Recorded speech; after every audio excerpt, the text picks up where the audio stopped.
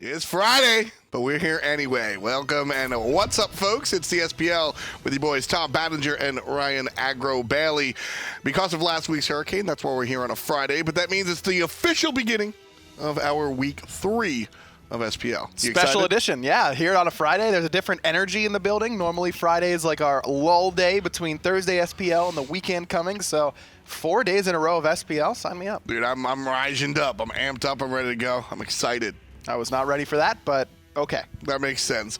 Either way, this is all what it comes down to is, again, the fall split, week 3 out of how many weeks? I put you on the spot there. Six. It's 6 weeks of competition, yeah, folks. that's the one. So we're about halfway there, and that's the players are all fighting to really find their way in the playoffs, and then, of course, at HRX. You, however, don't need to do any fighting whatsoever. You just got to do some typing. hi-rezexpo.com. Get your own tickets. Trust me, you want to be there. Hi-Rez Expo is the best time of the year. It's an amazing trip. It's so much fun. I don't think I've ever seen anyone frown at HRX. I have. I've seen people lose, but no. I mean, you could say it's the most wonderful time of the year. The fans have never frowned. That's fair. At an HRX. That is very fair, and you're not going to frown this weekend either if you're playing at home with you, yourself, or your buddies 2 times everything. Well, you might frown if you're not queuing with a full party, and then you get aggro. F-swag on your team, and you're like, man, is this really F-Dot? The answer is yes, that is actually F-Dot. That is me. Especially whenever he locks in Anubis and ends up feeding, then you'll know. I don't feed on Anubis. I do fantastically, unlike some of these teams that have been playing. I don't have a segue. Let's take a look at European standings so far. Interesting stuff. Dignitas at the top. No surprise there, but a little bit of a surprise to see Team Rival all the way on the bottom. And look at where Elevate is. They're in 3rd slot all by themselves. Valance Squadron is tied with the Poppies for 4th in the SPL right now. I mean, you heard it yesterday. The Poppies activated. And for real, jokes aside, these guys came into the league as a team that had a lot of fan support, whether or not they deserve that fan support. And then as they continued playing, they still looked a little shaky, but you would take a look and say, all right, you know what, that support's looking good, that jungler's looking good. And then all of a sudden, now as a unit, they're really starting to run. Mr. Nazer has looked really, really strong in that mid lane for them. That's been the biggest transition from the summer split where they had Oho Boom, who had some good performances, but some lackluster ones as well. So now Mr. Nazer, who you give him Thoth, he has the potential to carry any game. His Giannis, pretty good as well. I mean, he's got some gods in there. We have to see how big that god pool really is. This is a time of year where, you know, your first few weeks, you get to get some matchups and surprise some people with your god pools, with how you play the game. Now's the time where teams are going to start banning against you. They're going to pick and ban better against your squad. So you have to make those adjustments, and I'm excited to see if the Poppies can do it. Well, the Poppies are playing today. They'll be going head-to-head against Elevate, but we have 3 more matches for you today, starting off with Valance Squad versus Burrito. Then we see the Poppies, and then we head over to North America. Yeah, Mighty Storm, the new Mighty Storm roster up against Allegiance, and then the Gatekeepers versus Noble to close out the day. That's a very important match in that 4th slot. Those teams that are trying to get up out of that basement and get into the middle of the pack, the matches against one another are usually the most important. Yeah, that's really what we're looking at, but we'll focus a little bit here on the side of Europe so far, and as we said, Poppies versus Elevate. This is a really big test for the Poppies here. And Elevate. I mean, this has always been Elevate's MO, where they look great against these really, really strong teams, and they take a 2-0 over Energy, and you're like, oh man, Elevate's finally done it. They finally put the pieces together. And then they always end up dropping sets like this. They split against the bottom-end teams. And here's where I come into play saying, the Poppies, are they one of those bottom-end teams or a top team? No, right now, they're right in the middle. And you can't really argue with how well they've played so far this split. Now, do I think they're going to end the fall split in 4th? No, I don't think so. I think it's more likely that they end up near that 6, 7, 8 slot. But if they continue to play like this and teams aren't able to adjust against them, then yeah, they could stick it 5, 6, you know, maybe even 4 if they continue to play as well as they have. Elevate has a better chance to be a top team than the Poppies do right now, and this is kind of the moment of truth for both Elevate and the Poppies. If either one can find a 2-0 victory here today, that is a massive statement, even for Elevate, who could finally kind of get over that hump of not beating the teams that they expect to beat, and then you can kind of take those splits against the top-end teams and not feel as bad about it because you don't need to make up those points because you didn't get them against the bottom teams. Why do you think that Elevate come into play and perform well against high-end teams and kind of struggle against the others? Is it an Man, expectation that thing? is. There's so many different variables as to why that could be. Whether it's lack of preparation against the bottom end teams, whether it's lack of respect against the bottom end teams, lack of focus. They're lacking something because you know that they have it whenever they really focus, they really prepare, and they take the game very seriously against these top end teams. And it might not even be something where they are, they might put in the exact same amount of hours practicing for the Poppies that they do against Energy or Dignitas. Sure. They might put in the same amount of prep time. But whenever it comes time for the game, for whatever reason, I don't know if it's just their mental focus just doesn't seem to be there against these bottom end teams, and it has to be. Otherwise, they're going to beat you. That's why I'm so excited about this one, because I guess it doesn't tell us what the league or what the world thinks. It just tells us what Elevate think of this particular team. How do you expect Elevate to view the Poppies? It's time to take them seriously because they have looked very good so far this fall split, and this is so important for Elevate. That's the most important thing. Is you should really focus on your own team in a lot of these sort of scenarios, and it shouldn't matter who's across the other side. You should be preparing the same. So it's time for Elevate to take the Poppies just as seriously as they do every other team in the league. There shouldn't be any difference in the amount of preparation and the amount of seriousness they put into it. Look, when you get into it and you're 16 minutes in and you're up 11K, maybe you can let off the gas a little bit then, but until that point, you have to just keep on going and pretend like you're playing the world champions on the other side. Elevator's still in prove-it mode for me as well. They made a mid lane swap that some people weren't too thrilled with. They look fantastic since that change. How do you think that mid lane's going to affect here in this game? Death Panther has a much different god pool than Nulissa did, and that can really open up the door for a lot of what Elevate wants to do. If they want to put Dardes on Nox support, they might need something with a little bit more physical damage in the mid lane. Sure. And Death Panther is very well versed on those hunters in the mid lane. When it comes down to it, do I think Death Panther and Nulissa are vastly different in terms of skill level? No, I truly don't. They're very, very close, if not a Nulissa ahead in my mind still. But it's all about that team dynamic. If Death Panther just fits the communications a little bit better, just makes everyone feel a little bit more comfortable for whatever reason, then that's the right change for Elevate. So as long as they can continue to grow as a squad and get that communication up, because mid lane is so much about communication when you need help, where enemy teams are rotating. There's so much mid laners have to keep track of in the midst of the game. You have to rely on them pretty heavily. So as long as Death Panther can continue to fill that role, and he's been around long enough that he should be able to. That's fair. This is his time to shine. His first time seeing success potentially. Hopefully for him and his team, Elevate versus the Poppies. That one's going to be rough. I think I personally predicted a split. I think that one's very close to the middle line.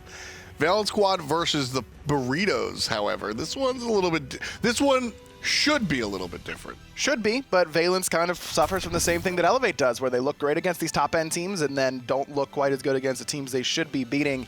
Valance is another one of those squads that has to be taking this game incredibly seriously because Burrito can surprise you. In fact, Burrito surprised Elevate, I believe, in their matchup. They split with Elevate, and what we're talking about with that, the problems with that squad. So Valance cannot allow the same thing to happen to them.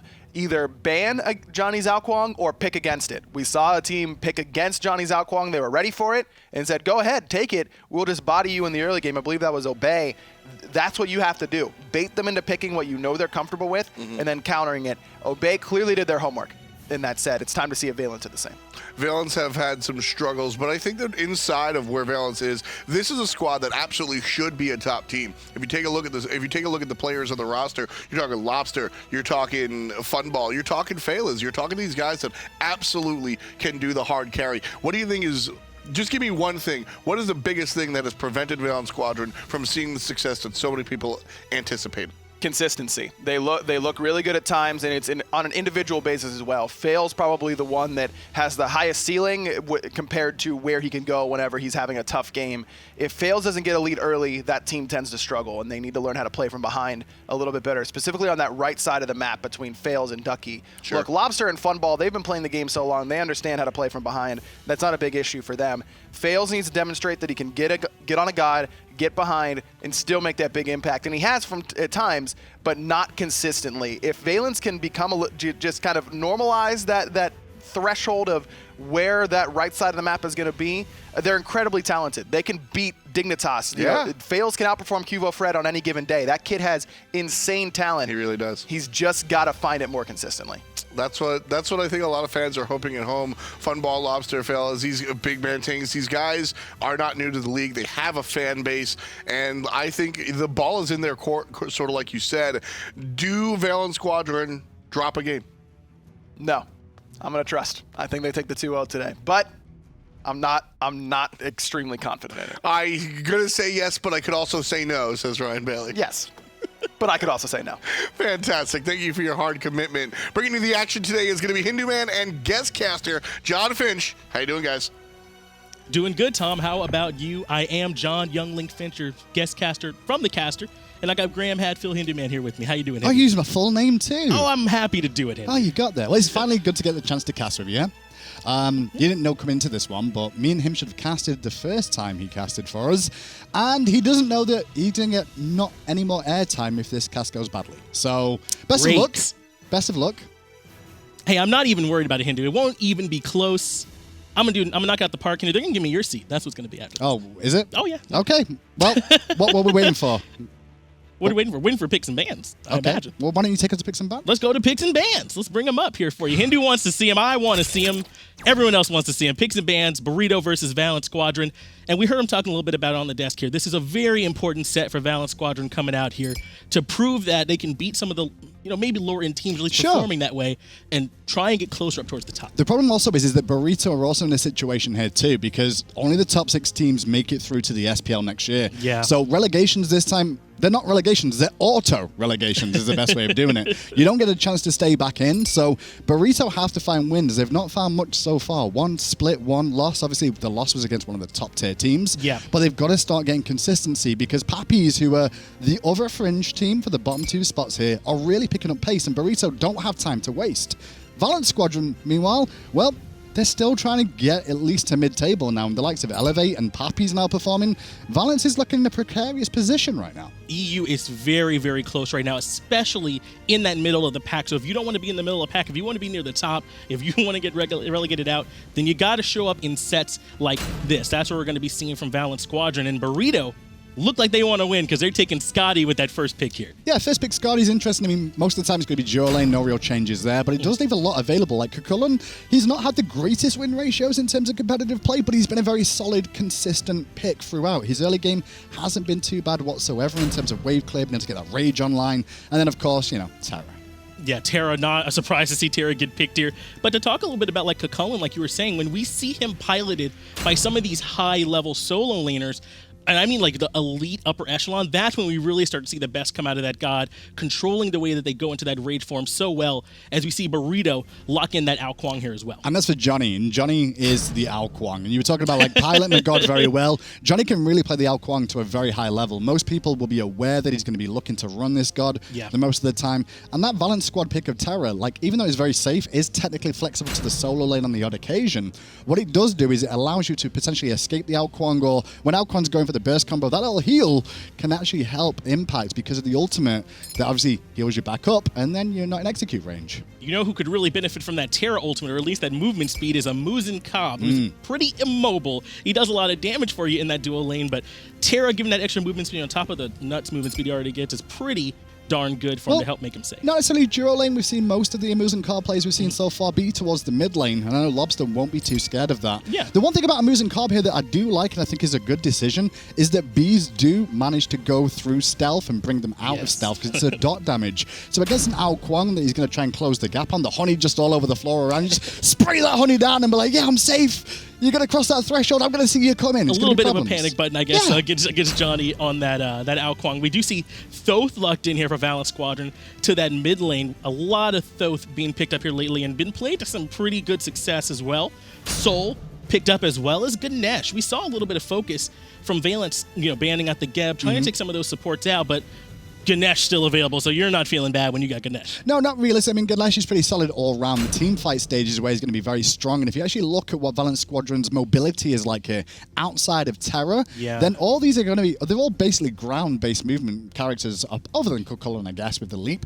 But a Muzen Cobb, he's got to go through the Dharmic pillars. Yes. You're going to get slowed every time, and you're going to have to sit inside that square and then be much more susceptible for follow-up damage.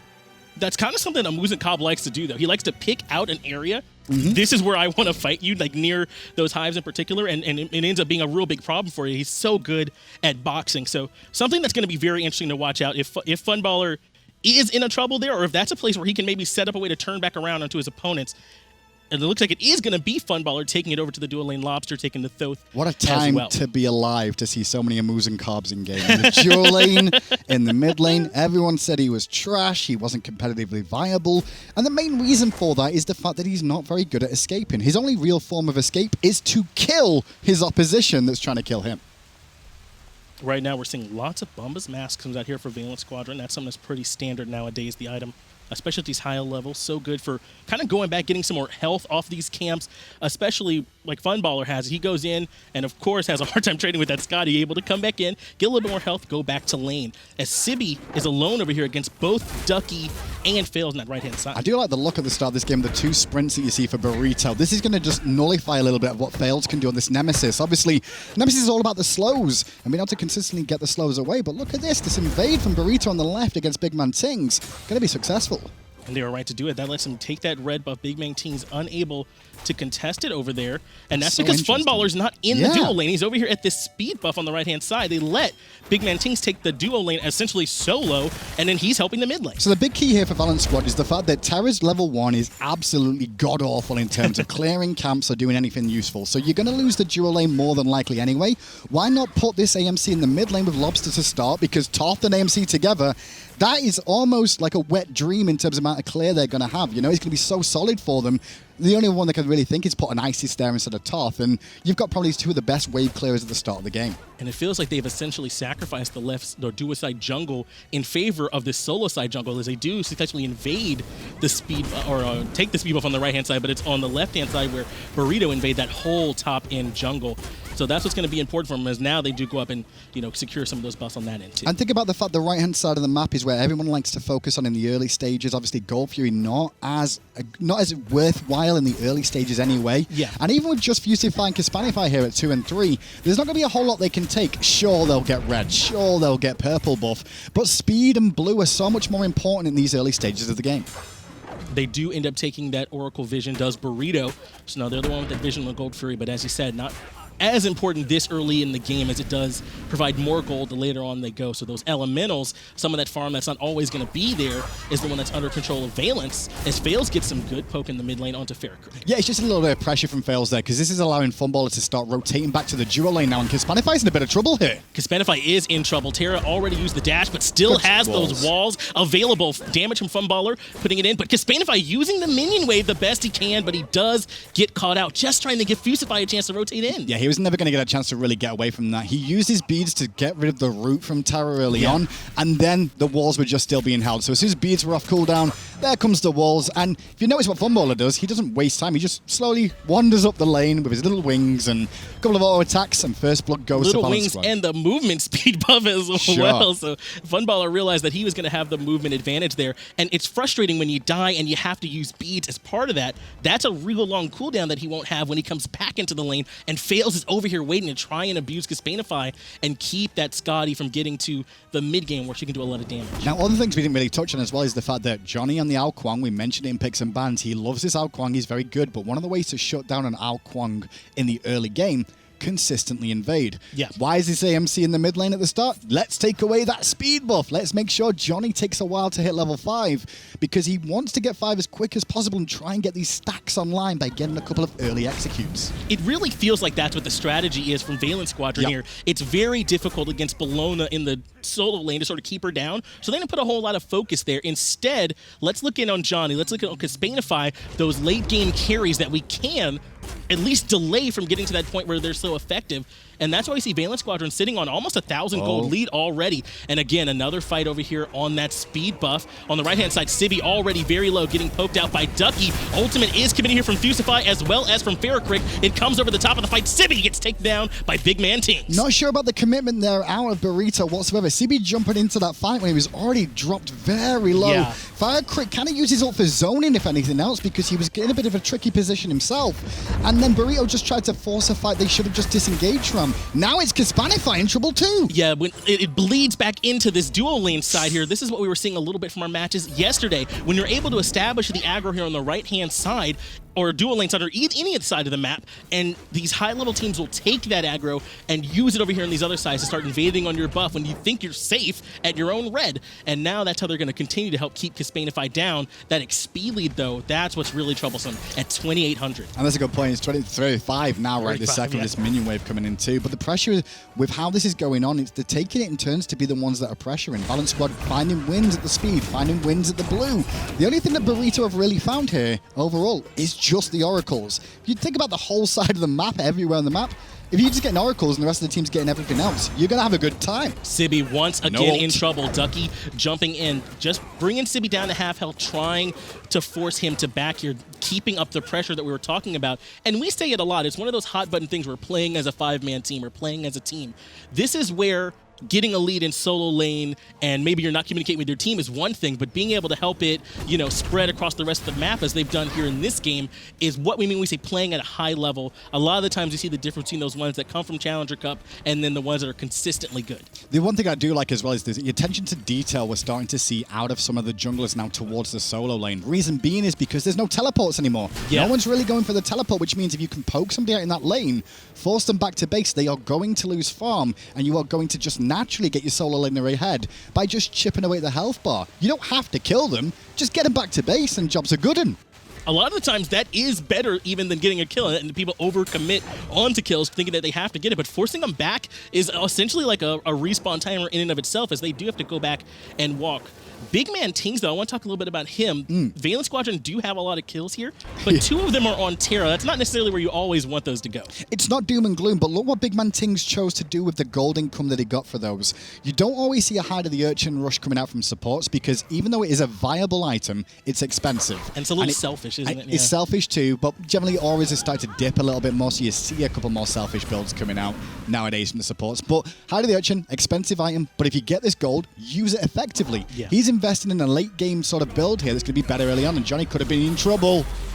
Trying to get the stun over the wall is Lawbster, just a little bit off the mark. Fusify rotating in as Dzoni does fall to try and stop Lawbster's damage, but he immediately gets turned on. Able to back out away from danger, but he's still very low. Faeles and Sibi now duking it out with a little bit of help from Ducky. The up and down from Sibi, but immediately gets returned by Faeles. FaraKrik in a lot of trouble here as well, but he's actually able to go back to base. And what happens every time the speed buff spawns? Valance Squad group up there. Burrito turn up in little droves. Not as a whole team. They come in one by one, slowly but surely, and get picked off every single time. Sibi, once again, don't know why he ulted there in place. He was already low on health. FaraKrik had already used most of his abilities before he even tried to go in with the ultimate there, the Eagles Rally, and it just made him die immediately. There was nothing else he could do. Sibi perhaps recognizing he was caught out, trying to get some kind of return damage in, as there were some low health bars on Valance Squadron, but as you said, very caught out, and it didn't look like there was much of a chance. Fusify. Look at his level. Look at Fusify's level compared to Dzoni's right now. Dzoni is a level behind the support, and that is not something you ever want to be. Granted, you know, a support like Ganesha does have increased range for getting experience, thanks to his passive, but it's still not good news when your jungler that is an Kuang, that is your late game powerhouse, is this far behind as it stands. Look at the speed buff for Burrito, too. It's covered in sentry wards by Valance Squadron. They really have annexed to that side of the map. That's their speed buff now, it feels And what like. Burrito need to recognize now is that if Valance Squadron are going to be committing 3 or 4 members to this right-hand side, they need to go for Gold Furies. They need to start pressuring this left-hand side, drawing members of Valance Squad away from the speed buff. Or, if the speed buff is going to be that aggressive, just send Sibi to just Eagles Rally and die like he keeps doing, right? And then he'll die. The 4 members will still be grouped there trying to take the speed, while the rest of your team gets the Gold Fury. Puts the pressure onto Funballer, who could get himself in an awkward spot. BigManTingz looping around. trades immediately come out from Kespainify. The wall clap hits in, and so does the ultimate from Funballer, immediately blows up Kespainify. Clean, and that's just wall coverage again. If you look at where all the little Christmas tree lights on the map, it's all red as it stands right now. Plenty on this side so you can see full vision. And poor Kespainify didn't know Terra was making the rotation. The calls from Burrito, they seem to be very slow on the rotations of noticing where the enemy is every single time. And they're getting beat to these objectives all the time. Vision control really is the name of the game, though. Faeles just now lurking in the jungle. That's what went so well for BigManTingz, able to loop around almost underneath Kespainify on that duo lane side when there's no way for them to recognize these rotations coming in because the vision is entirely Valance Squadron. There's not really much these squishy characters can do to try and stay safe. And now with how the game starts, I mean, it's less than 10 minutes in, 7-0. Burrito haven't really done anything in this game. All they're trying to do is tread water.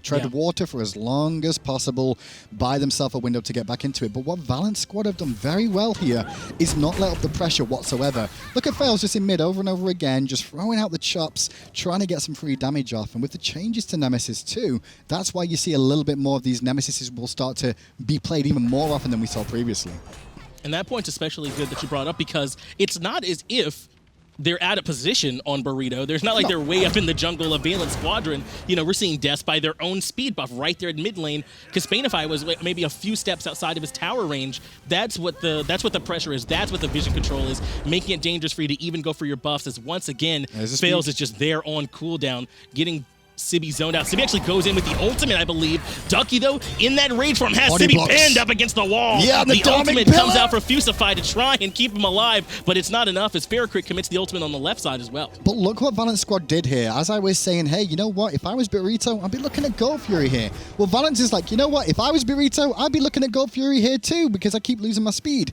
But what did Valance do? Send 2 members to that Gold Fury themselves and try and do it at the same time as the speed buff. And they're able to do it because Ducky and Faeles are like 3 levels up on their direct lane opponents. So the 2 of them can take that 2v2 and fight in speed all game long, and they're happy to do it. That frees them up to go over as Dzoni is already very low. Lawbster, with that ultimate final judgment, does send Dzoni back to base as well. This could be a Gold Fury attempt very quickly now as well, with Faeles coming back from base, although he would rather get his speed buff like every jungler in the world would. He's more important than speed than anything else. But with Funballer here against the Skadi, the one thing is Calder kind of suffers against the Muzen Cobb just because of the dot damage. We keep mentioning that. And someone who's suffering right now is Ganesha. Ganesha under a lot of trouble here from Ducky, as Funballer is able to take that tier 1 and left, forcing Kespainify back, and then able to use those highs for the increased attack speed. Just shredded through the tower, did Funballer. There's really not much Kespainify can do in this matchup. He's down 3 levels, or 2 levels and a half. And now more pressure onto Sibi as Faeles rotates in. The shield early on to try and just get a bit of free poke off, if anything else, and return some damage back. But now Burrito are just their backs against the wall. This is looking very lopsided in terms of the game so far. And it's almost at that point where I don't like calling it, but at 11 minutes in, it's almost like, well, there's almost no way back into this game unless Valance Squad start making big mistakes. The goal difference is 5,700 at this point, but the real story is the 11,000 experience lead coming in particularly for Ducky and Faeles, who are so far up on Sibi and Dzoni right now. 9-0 are the kills, and we're only 12 minutes into this game. And as you said, it does already feel rather hopeless. We saw some good comebacks, though, here, even just in this split, so I certainly won't call it over for Burrito. If they can make some strong defenses on these objectives, it's always possible to come back in. And the big thing, though, is that 5k gold, if you split it amongst all 5 players, it's 1,000 gold each. Which, when you think about how many wards they've placed down, so you drop it to 800 gold each for all the wards, well, you've got a starter item up, if anything, in terms of your build, but 800 gold gets you towards finishing your items a little bit earlier. And that's what you can see on the right-hand side. Valance Squad's itemization here is a little bit further ahead in terms of completion, or has been completed at least into the 3rd items. Lawbster recognizing as Valance Squadron start up the Gold Fury that they are very far ahead. Got that Doom Orb already at 44 stacks, and he's on the safe Thoth, so he's not too worried about dying. Fusify, though, commits in to try and stop them from pulling this Gold Fury, only get them to drop it for a moment as Faeles is zoning out Dzoni and FaraKrik here in the mid lane as well. Fusify, Kespainify, though, both have their ultimates available, dropping down the ice carpet, and BigManTingz goes in on Fusify. The ultimate comes out from Faeles as well, and Fusify gets blown up. And what exactly happened there is, so you guys know at home, basically Terra, BigManTingz played that really well with Funballer. But hold that thought, I'll come back to that fight in a second, because here's the commit for the Gold Fury, which is still alive. Funballer's going to take out FaraKrik very quickly, the walls come down and Tings gets another. And then Lawbster says, GG, Kespainify, thank you so much. as we get another 3 kills and a Gold Fury. Ends up being 4-for-0 overall. Gold Fury goes down in favor of Valance Squadron. Gold lead that we were just talking about careening up to 8,000 now in their favor. So that Gold Fury attempt, when they were doing that and you watched what Muzen, Carb, and Terra were doing, they were just continuing to slowly lower it down, keep Ganesha and keep Skadi interested, you know? Keep them watching the Gold Fury. And Terra got 2 rotations off with all her abilities there. Yeah. That's what they were doing. The first rotation pokes him down. Second rotation confirms the kill. Then they get the Gold Fury off the back of it. Burrito needs to recognize that if you're going to commit, then you commit when Terra's abilities are down, or you reset and just try and give it up. I know you want to try and stand around there, but it's a very risky play, and Valance knew exactly what they were doing. Valance Squadron also able to take the Portal Demon off the advantage that they got from that engagement. The real problem there, though, Dzoni and FaraKrik try and rotate into the back line of that team fight. Maybe if they're even, that works for them, but they immediately gets turned on and surrounded in that engagement, blown up almost immediately. It's like you're waiting for Valance to make a mistake, which they're not, as FaraKrik's going to be forced to use the beads there as well. And now the Tier 1 tower's being sieged down as Lawbster pokes him down a little bit more. But Burrito are either trying to wait for Valance to make a mistake, which they're not doing, right, or they're trying to make a big-time play that you wouldn't really want in your ranked games, but you kind of have to make it to try and find some way to be happy about how this game's going and find a window to get back into it.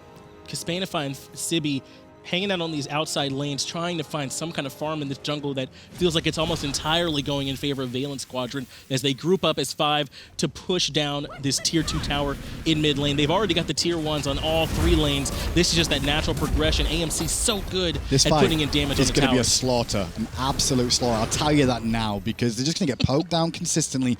Look at how much poke they've got on this team, too. Just think about that. A Muzen, Carbon, Thoth, the amount of distance these guys can cover and just keep chipping away at you, and then it's going to force Burrito to commit. Sibi jumps in and Faeles immediately drops the ultimate on him to shred those protections. And it's Ducky, though, who goes into the backline, keeping 4 busy in that rage form, freeing up BigManTingz and Funballer in the backline to just shred through that tower. Tier 2 does fall in favor of Valance Squadron. Now, Valance Squadron there could have committed. They could have tried to get a deicide and wipe the whole team, because Burrito were very low, and with Ducky's engagement, they could have followed up on that. But why do it? Why take the risk of making the mistake when you get the Tier 2 tower for free?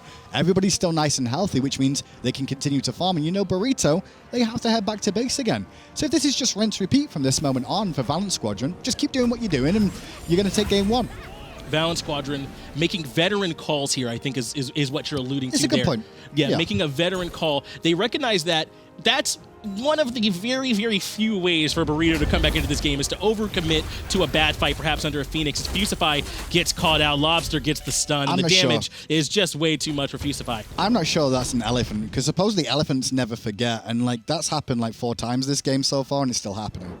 Fusify getting caught out, has died twice now in this game, looking rough for the side of Burrito here, but they do still have 2 Tier 2 towers up in duo and solo lane side. All 3 Phoenixes. They have not yet dropped a Fire Giant, so if they can get in there and make some kind of feint, either on their Phoenixes or at that Fire Giant, they'll have a chance to start working their way back in, as the gold lead now is up at 12,000. And the story of this set as well is that Valance Squadron need to find these wins. They should be a team that beat Burrito on paper, and Burrito are a team that, like we said, they're near the bottom of the SPL. They need to get to top 6 to stay in the Pro League. And as it's looking now, they've got to try and find splits or wins out of these. You've seen Pappy's doing it so far, but doesn't look like it's going to be the case for Burrito. He was indeed in trouble, just hanging out in his own jungle up there by the speed buff. Gets blown up. FaraKrik and Fusify trying to catch Funballer on the side. The Dharmic Pillars do come out from Fusify, as well as the ultimate from FaraKrik, but it's Lawbster who blows up Fusify, and that is going to be the end there of game 1 in favor of Valance Squadron. 16-0, 17 minutes. Looking pretty clean from the vets. I mean, it's not too surprised to see that result at the end of the day, especially with how the game started off there. The early pick of the Kuang, this is the thing, if you're known in the jungle for playing a god so well and playing it consistently and looking good on it, people are going to work out, well, do we ban that, or do we work out picks that are going to work well against it? This idea of what Valance did there of putting the AMC mid at the start was really genius. I kind of like that idea. I don't know who came up with that one, but props to them. I also like Burrito taking the surrender there. It's a 2-game set. We're 17 minutes into it. The only thing that's going to come from that is just getting a little more frustrated with one another. I'm sure that they're professionals on their comms, but it's hard to take a loss that bad. And so get out of that game and reset. We spoke to pros before, and the pros do like to sit there and go, you know, sometimes when we're losing the game, we know it's over. We'll sit and work out what went wrong, what went right, what do we need to change for next time. And they had 17 minutes to do that then. So after 17 minutes, like, you know what? There's nothing else for us to do. Let's F6, go into game 2. Go into game.